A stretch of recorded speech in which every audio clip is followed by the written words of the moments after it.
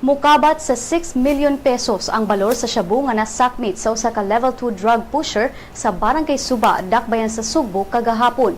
Alas 4:40 sa hapon kagahapon nasikop sa raid sa sitio Magsaysay, Barangay Suba si Joseph Erson Opena, 21 anyos, human kini ni baligya og usa ka dakong pack sa shabu nga nagkantidad og 12,000 pesos. Si City Intelligence Branch Chief Romeo Santander nibutyag nga gigamit sa suspect nga sudlanan sa shabu mao ang kinadak-ang plastic nga gamiton sa mga ice water vendors. Dugang ni Santander nga ang mga dagkong pack sa shabu dunay gibug-aton nga 100 grams matag usa, samtang ang mga medium packs dunay gibug-aton nga 50 grams matag usa.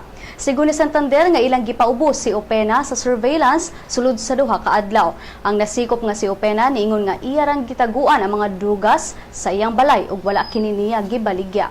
Wala na kini mihatag og dugang pang detalye. Si Opena gidetain na karon sa Cebu City Police Office samtang giandam na ang kasong kalapasan sa Republic Act 9165 o the Dangerous Drugs Act of 2002 batok kaniya.